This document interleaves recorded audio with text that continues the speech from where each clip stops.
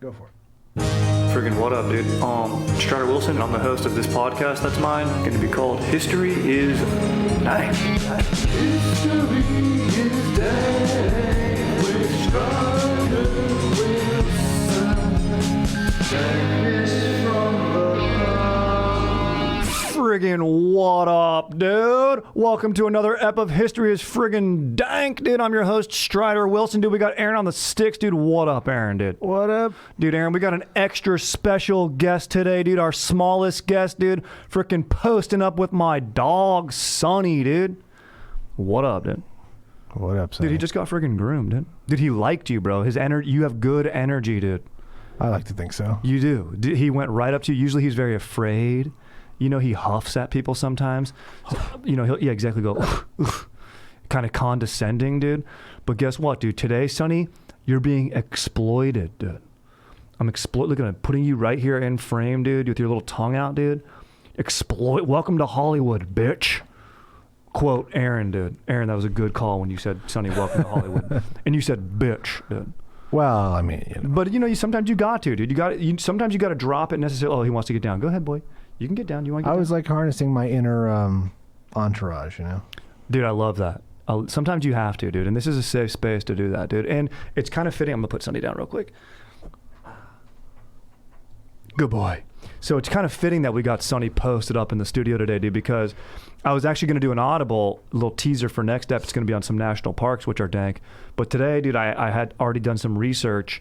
That was a suggestion, dude, from a freaking, I want to maybe JT coined the phrase Danktorian, dude. There's Danktorian outside one of the comedy shows. I was doing Chad and JT at the Improv, and he just cruised up and he's like, dude, you ever heard of Smoky, the Yorkshire Terrier? I was like, nah, dude. He goes, dude, Dank World War II pup. I go, all right, let's go, dude. So that's who we're going to be talking about today, dude. But first, dude, just a little personal history, dude. Let's see, dude, freaking Cruz had the fantasy draft fired up on that, dude. I guess my personal history is actually me being stoked on my future because I'm going to be posted up at Chris Parr's bachelor party. That's JT's bro's bachelor party this weekend in the desert, dude. Going to be just absolutely housing Claus and Briz, hanging out, dude, playing beer die, hopping in the pool, having a fun time with the boys, dude. My boy Jay Trotter is going to be cooking up a danked baked ziti for the crew, dude. Ooh. Just a nice shared meal, dude. A bunch of bros just going out there and just, you know, creating memories with the bros that I've got some of the best memories with, dude. So you I guess there, you know, it's your historical angle. So very fired up on that, dude. What about you? What's good, Aaron, dude? Oh, you know, I've got that baby. Yeah, you got a human, dude. Yeah, it's a lot. I mean, we're trying to get out there and you know, get some fresh air for the baby in the midst of this Delta variant nightmare hellscape. But you know, it's fun. We're getting her out. Dude, Delta variant's a schmoll, dude. I Total want to freaking, schmoll. dude. If Delta variant was my little brother, dude, it'd be getting socked in the arm nonstop, dude. Oh my god. I'd be like, what are you doing, dude? Change, dude. You know what I mean, Yeah. dude? What are you doing, dude? Come here, dude. No, there's Delta, that stands for change, dude. Shut up, dude. Don't try to correct me, dude. There's Lambda and there's Mu now. Yeah. Oh, I All heard about schmalls. Moo, dude. All schmalls, dude. They all got to get boked, dude. Yeah. Just freaking post up, dude. Right now, Sonny's sniffing around, dude. He's cute as hell, dude. I'm hoping he'll hop back up here so I can exploit him more, dude. Sonny, get exploited, dude. He's got his little scarf on today, dude. He got groomed. They finished with him early at the groom, so I said, you know, I want a virtual signal right now, dude. I was like, I'm not going to keep him in the cage for an extra hour. Why not come to the studio? I text Aaron. Aaron loves dogs. He goes, cruise in, dude. Now he's posted up, dude. So there's my virtue flex for the day, dude. What up, dude? What's up, Sonny? I'm so good. Yeah, he's over by. You're clickbait. Dude, big time clickbait, dude. See that face? New pod mascot, Sonny, dude. All right, dude. So for our historical share, we're going to be talking about Smoky, dude, which is a dank-ass dog name. But before that, dude, let's just do a little brief history of, you know, dogs in battle, dude. Man's best friend, dude, has been, you know, obviously I've talked about this on pods past, excuse me. You know, pods past, dude. With Toga, the dank dog, and then, of course, with the big dog tease. You know, if you can't run with the big dog, stay on the porch. Love that motto, that mantra, dude. And that's what I'm going to be taking to the bachelor party this weekend, dude. Absolutely getting after it, dude. If you can't chug, dude, then, you know, just sit back and sip. And that's fine. I'm not going to judge you, but, you know, don't step into the arena. So man's best friend, dude, the apex predator, the dog's heightened sensibilities with man's brain, dude. I mean, you know, There's a reason we're in flying F-16s now. You know what I'm saying, dude? And jumping out of helicopters with pups, which they do.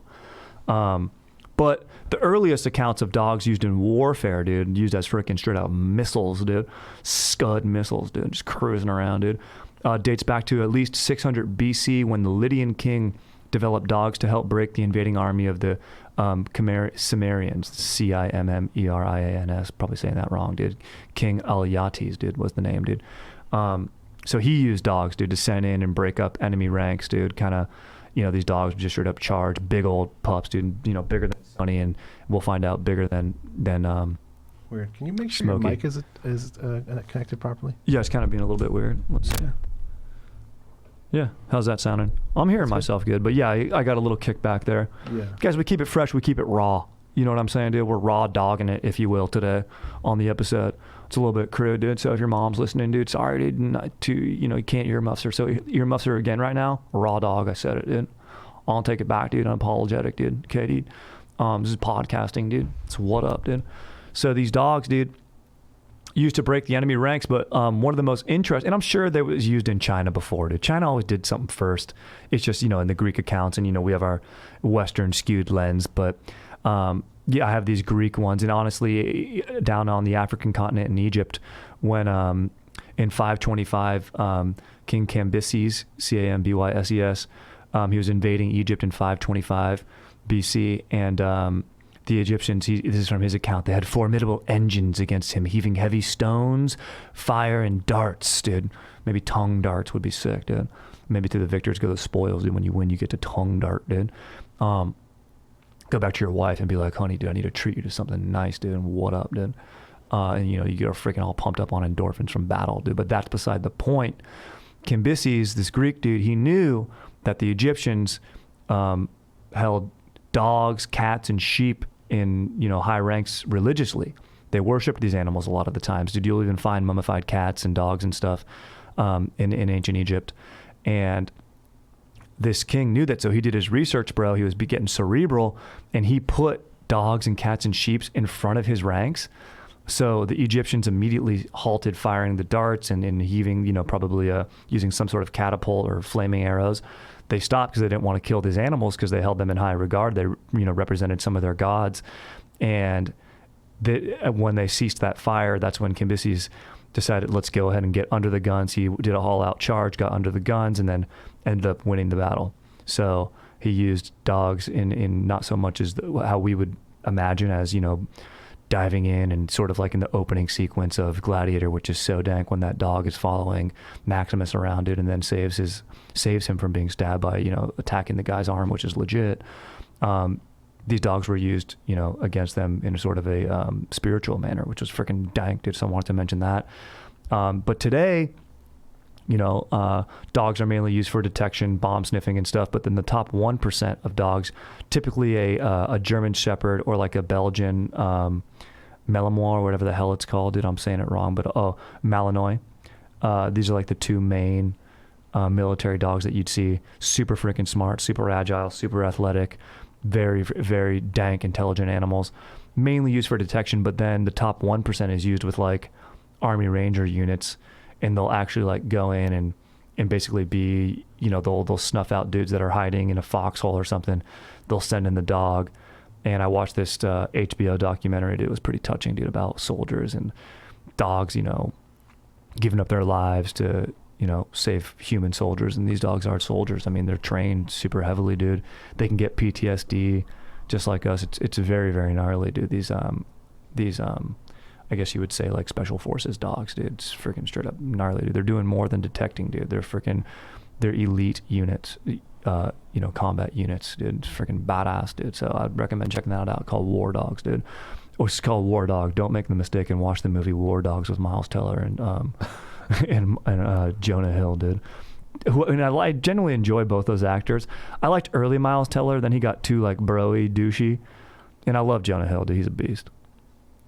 But today, dude, such basically a brief history of the different ways that dogs have been used in combat. they've obviously been medical teams. They can just do, get through tough terrain like Togo, the Dank dog, did to the snow and mountains. But yeah, dude, man and dog, dude, they're best friends, dude. So it's freaking legit. And I got Sonny posted up. He's just sniffing around the studio like a little beast, dude. Sonny, dude, what up, dude? He didn't even look over, dude. He's looking at Aaron right now, dude. So today we're talking about, not a badass German Shepherd and not a badass Belgian Malinois, dude, who a dude that, definitely dads in Orange County get those dogs. And they're like, yeah, dude, this thing, dude, look, it's a weapon, dude. If I snap my finger, tear your head off, but this is honestly the least threatening dog here. Someone's untrained golden retriever is 10 times more of a liability than my trained Belgian Malinois. And then you got to give it commands in Dutch. Schkiel! You hear like these guys, like a Orange County dad with a thick neck and an Under Armour polo and a fresh sunburn, dude. Just coming out of a 24-hour fitness wearing Postman style socks, dude. Cruising out, dude. He's got his dog in the back of his lifted F-150 Raptor, dude. And he's just cruising around. He's Schkiel! And the dog comes over, dude, sits. He'll command it to bark and then not bark the only two commands so it looks like he's a badass. He's like secretly saying like, like, or whatever, like, like, nine, probably means bark or something like that. And he'll go say Schkiel in front of everyone to kind of flex, dude. Which honestly, I'd be doing too. I'd be doing that too if I could, dude. Sonny, Schkiel! He's just looking at me like, what the hell, dude? So, dude, let's talk Smoky, bro. Combat veteran, 18 combat missions, World War II, Pacific Theater, dude. Badass, dude. New Guinea is where he was spotted, dude.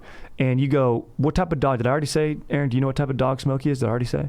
Yorkshire Terrier. Okay, good. Okay, yeah. So I gave it away, dude. He's about maybe 12 inches off the ground, dude. Like a limp Maurice's hog off the ground, and probably weighs the same, about 7 pounds. And Sonny, dude, has a very small dong like me, so like father like son, but that's okay, dude. We've got a lot of heart. Sonny heard me say that. He got a little upset. Sonny, I'm sorry. Yeah, he doesn't know how to take that. It's just our truth, dude. Sonny, what are you growling at? Come up here. Should I get him up here again, dude? Exploit him more? I think he's got to come up, dude, before I start talking. When I start talking, dude, I was getting emotional, dude. Hold on. Well, let me get this pop, dude. Wrangle him, dude. Come here. Come here. He's up here now, dude. Sitting in my arms. If you're watching the YouTube, dude, I recommend he looks fucking cute as hell right now, dude. So damn cute, dude. Sonny, dude, what up, dude? Exploit you, dude. He was doing his huffing, dude. Sonny, did it upset you earlier when I said that you had a small dong? You're not even focused on it, dude. That's what I mean, dude. Don't let it phase you, dude. He just knows. He just cruises through life, dude. Sonny, did it upset you? Sonny, knowing that me and you have small penises, dude, how does it make you feel? Oh, he's giving me a kiss. Thank you, dude. I need that. I needed that, dude, actually. Thank you, dude. Coping with it every day, dude. It's my truth, but it's a truth I gotta recognize every single day in the mirror, dude. Do you know that I just stand butt naked, like I got abducted by an alien or something, and just in front of the mirror, just looking at my little dink, Aaron, every day, just going, this is who I am. I don't know that you do that, but now that I do, respect. Thank you, dude. You have to sometimes, In life, dude, honest introspection, dude, and sometimes you gotta inspect your shell to understand what's underneath it, Anyway, dude, we're talking Smoky, dude. Great name for a dog, dude. He was discovered, and it's kind of due to his like smoky furish hair that like he was shaved and a little bit PTSD. There was in New Guinea there was an overturned stalled Jeep, and some American soldiers were cruising by. They heard a little dog making little noises, dude, and then while like some other soldiers were trying to fix the engine, and they pulled the dog out, and the soldier who found her was a young corporal named William A. Wynn from Cleveland, Ohio, and he bought the dog from like the apparent owner or whatever. Maybe some dude was just like, oh yeah, no, that's mine, dude, and he bought him for like 2 Australian pounds, which was actually quite a bit. I mean, it was like a week's pay or something like that. Smoky for her gray colored fur, dude. She spent the rest of her time with the soldier, Corporal Wynn, and she shared a tent with him, dude. She shared sea rations with him, dude. She spent his free time, and Wynn was actually like he must have been a former dog owner because he taught Smoky a lot of tricks, and Smoky was smart, like bang, play dead, roll over, and you know, all these tricks and this cute stuff that Smoky would do will come into play later. But first, dude, she served 18 combat missions, bro, earning 8 battle stars, dude. She participated in 12 combat missions, dude. Sorry, I don't know about that. In Okinawa, dude. She survived a typhoon in New Guinea, dude. She survived over 150 air raids, bro. She was parachuted from 30 feet in the air out of a tree. Using a special one like made for her, dude. I don't know why they did that. It sounds like they were just having fun. Her small size enabled her to navigate, and this was one of her most heroic missions. During an air raid, they were getting bombarded on Okinawa in this like airfield, and they needed to set up communications with soldiers on the other side of this base. So they attached like a wheel to Smoky's back with cable, and usually a soldier would have to crawl and do it, but would be under constant threat of enemy fire, probably get murked. So they put this little wheel on the back with wire connecting to Smoky, and then Wynn was basically like gave her the signal to go ahead, and she ran under this like 70-foot long pipe under this airfield, like dodging stuff, and maybe probably had some cover under the pipe because the enemy would have shot the dogs, dude. I mean, even dating back to like carrier pigeons in World War I, and dogs were served in World War I as well to carry messages and stuff.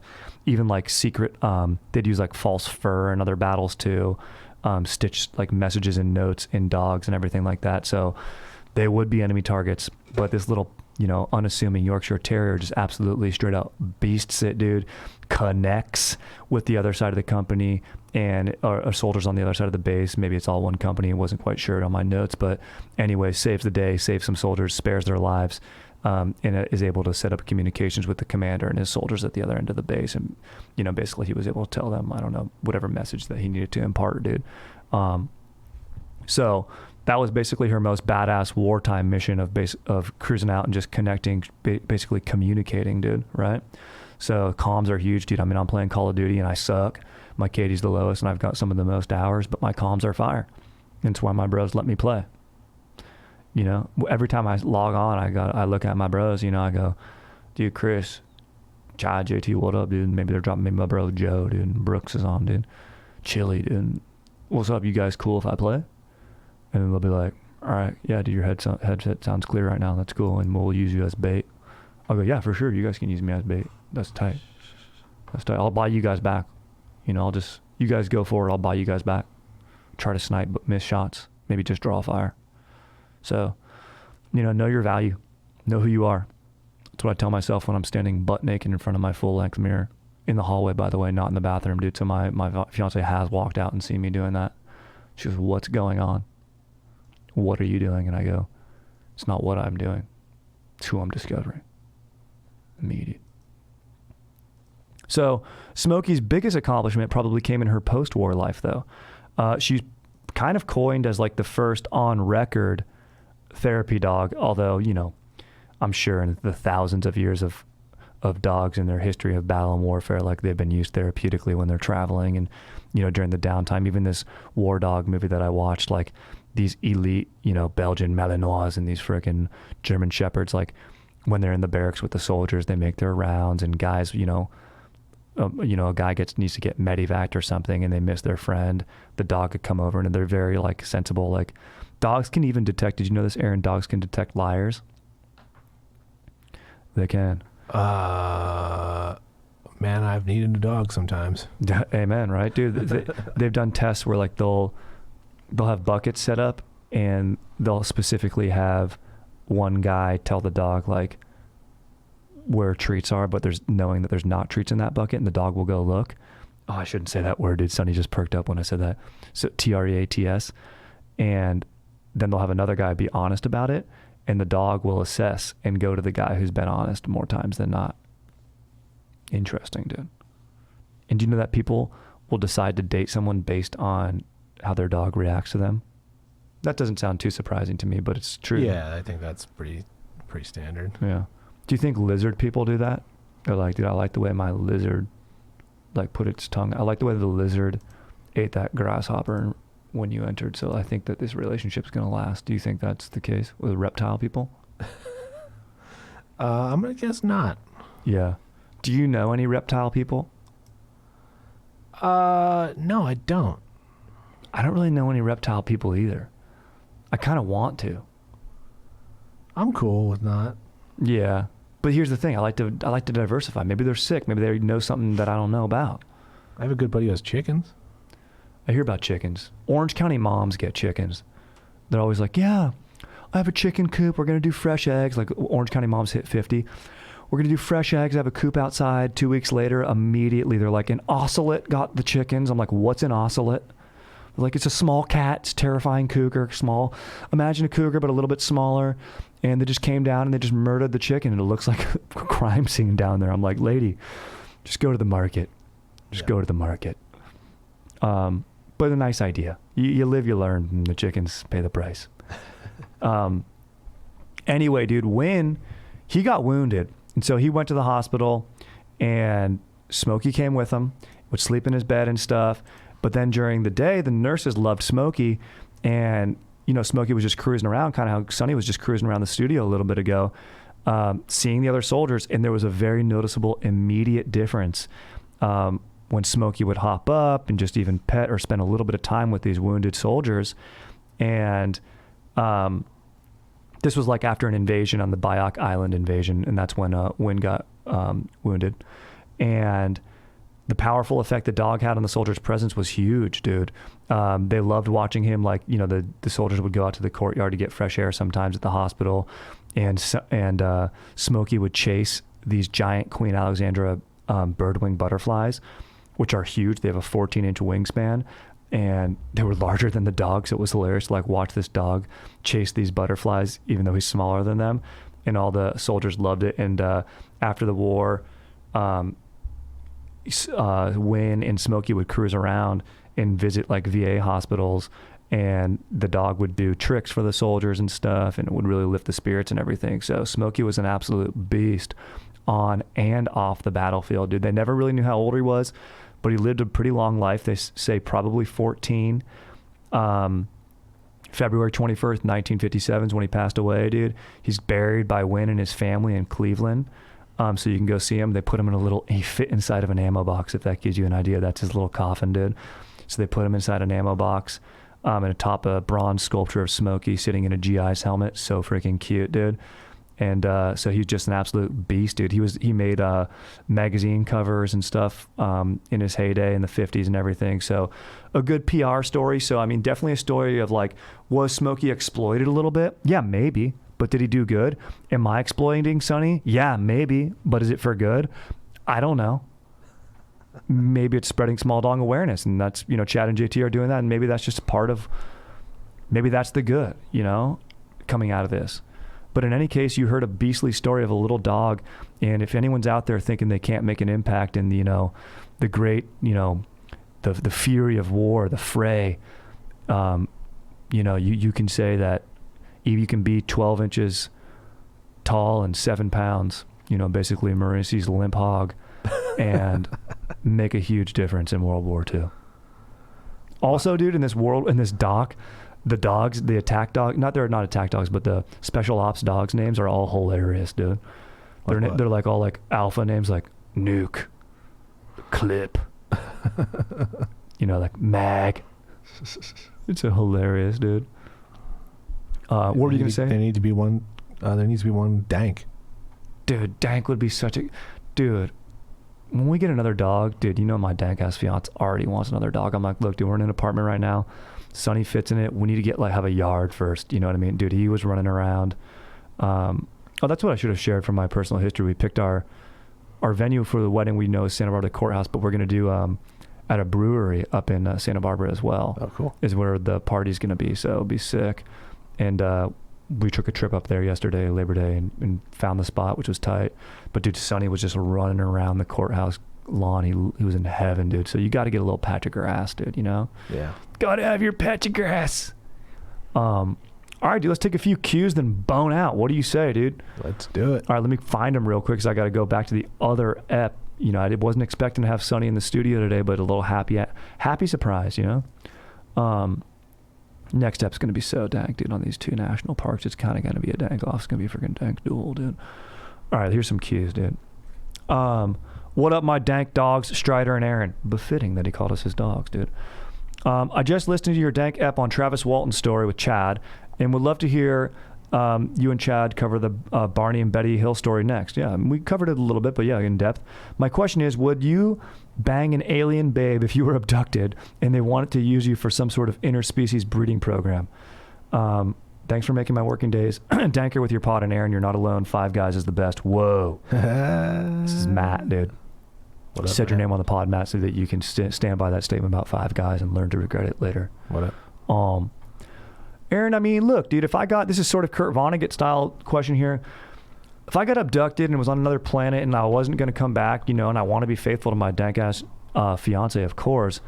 But, I mean, if the aliens, if I was sort of succumbed to their will, I mean, look, it was like, you know, I would probably, you know, after some time, horniness would take hold. You know, at first I'd like to think, you know, my will would be like, look, I can't, no, dude.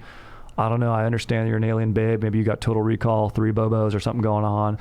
And that's tight. But, you know, no. But I mean, you know, I've been up there for years now. I'm in space. I'm lonely. I'm eating goop, some gelatinous goop, I'd imagine. Well, you mentioned Vonnegut, and the movie Slaughterhouse-Five, the woman he spends time with is Valerie Perrine, who is gorgeous, gorgeous actress from the late 70s.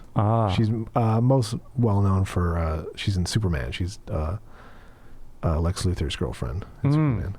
The villain's girlfriend, always attractive. Yeah, she's also in Lenny with Dustin Hoffman. She was a dancer, I believe, maybe a stripper.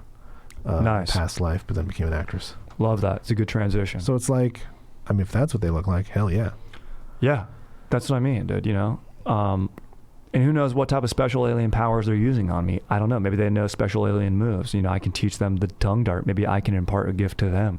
Yeah. So, I mean, I think, in time, I think what do these aliens look like? I mean, if they're little grays, it's like I don't know about little grays. I don't know about those aliens from Arrival, the squid-looking ones. Definitely not the ones from Fire in the Sky. They all look grumpy. Not the Independence Day aliens. No not way. them. Not the Mars Attacks ones. No. So we'll have to see. Yeah. All right, here we go. Let's see. Strider, my dog, thanks for bringing the thunder every week on the pod, dude. Thank you, dude. He goes, I built a half pipe in my backyard. Kind of just wanted to brag about that real quick. Pfft, honored, dude. Yep. Honored. Yeah, you should. You should. That's sick. I didn't stake much before I built the half pipe, but I'm proud to say that I can now ollie and rip at the age of 26. I literally get my Dank GF so horny when I drop in and rip steezy grind. My boy said I can put a Spitfire sticker on my moped if I land a Smith stall switch, which I'm very much looking forward to. Hell yeah, dude, bust that move, dude. Anyways, I have to cover it up with the tarp to keep the rain off of it. East Coast problems, and it's really challenging because the water collects in the middle. I'm looking for a strategy to keep the water from collecting in the middle. Thanks, Will. Dare I say, you know, the Amish, they're an imperfect people like all people, but they raise a barn together, you know? I think you got to raise a barn over this half pipe. I think you need to give it the respect it deserves. Now, it's sick that it's outside, I get that, but these elements are taking the hold, and you can't have that puddle in the middle. It's going to mold the wood, then you're going to fall, and it's going to be a hole, it's going to be injuries, it's going to be very unstoke-inducing. Build a shelter around it, dude. Maybe not a whole barn, but like a carport style shelter around it, and high for when you bust fat air. Very high. That's what I think. I think you double down. I think you get some boys together. I think you raise some money. Maybe you do a car wash. Maybe you do a skate off competition, raise some money for it. Bring some people out there. Get some, you know, kettle corn. Get the young kids out there, and everyone donates 5 bones, you know. And that sounds tight. Aaron, what do you think? How does he keep water off this pup? Yeah, I was going to say something more like, you know, if you're already using a tarp, just have it more at an angle so it rolls off of the tarp better. It doesn't stick down. That's good dad knowledge. Like, you got to go like up somehow. Yes. Elevate it, have it come off the sides. Yeah, maybe get some sort of like posts that you put on the top parts of the half pipe or something like that. Yeah. That's a good call. It's a good ass call. Freaking straight up dad knowledge right there, dude. Angles, dude. Strider, what up? Aaron, what up? Dude, I want to dress sexier. How do I do it? I don't make tons of dough for expensive leather pants, but I want to look and feel sexy on a budge. Any tips, Dylan? This is a great question. He went with leather pants, which makes me think he wants something tight. You know, I was going to say you could wear a kilt. That's kind of sexy. You go on the Scottish angle. Maybe you need authenticity. You need to be Scottish. But I think you get yourself a nice pair of white jeans. You know, I feel like you can get those, or an acid wash jean. You can get that at a thrift store, no problem. I would say I would opt for maybe a boot of some sort. And then wear a tank top, always. Show some skin. And that's not an expensive outfit. Boot, grow your hair out a little bit in the back. And if you don't have the mane or the volume, then you don't need to worry about the hair. Wear a sick ass beanie. And then get a chain wallet, always add a third piece, maybe an adornment of some sort. Maybe a bracelet that's going to make the forearms look tight. Pop a little bit, like kind of a Ryan Atwood wore in Orange County in the OC. Something like a leather, like a bracelet that serves absolutely no purpose. And, maybe I had a buddy who would collect and continue wearing all of his Coachella wristbands, and they ended up stinking. And we ended up telling him, take those off, dude. We get it. You've seen Kanye. But, something like that, if you want a talking piece around it. But I think that's the move. What do you think? Or honestly, always, and I'll say this time and time again, go cowboy aesthetic. Yeah. Get a cowboy hat, wear some boots and some tight Wranglers, and you're going to have something to talk about. And sexy. Cowboys are sexy. What do you think, Aaron? I mean, I think most importantly is just work on your rig. Like, yeah, no matter what you're wearing, if you're jacked, yeah, it's going to look great. That's a good call. Yeah, because then you could wear, I mean, you could also go a route of like a techie Steve Jobs look, but maybe you have long hair, so you look like an assassin or something. I always like the assassin look. Like a turtleneck tucked into some black jeans. It's slimming look. But just like Aaron, maybe a gold chain, like Connell wears in normal people. You're describing the picture of The Rock from his early 20s. Dude, yes. He's just missing the fanny pack. Yeah, that fanny pack. Yet nowadays, you'd have that cross-body satchel pack that Gen Zers are wearing. Mm-hmm. I think that's a sick-ass look. Maybe a skateboard. Maybe just have a... Yeah, dude, work on your quads. That's one of my favorite, sexiest parts of my body. Work on that. And do lat pull-downs. Get some nice lats. And you're going to be in business, dude. Traps, shrugs, calves. You know what I mean? Shrugs for the traps, calf raises for the calves. You just hold a set of dumbbells, you can do that. Shrug them, calf raise, shrug them, calf raise. Before you know it, very sexy. And that's about it, dude. Smoky the Terrier, dude. Dude's a beast. Aaron's your freaking straight up legend, dude. Question, comment, suggestions, email me, striderwilsonshreds@gmail.com, dude. Leave a review. It always helps the pod. That's always fire, dude. Tune in on the YouTube if you want to watch. If you want to see Sonny, I exploited him, dude. Check that out. Just fire it up all around, dude. Stay freaking stoked. We'll catch the Dankatorians on the next one, dude. All right, dude. Freaking late, dude.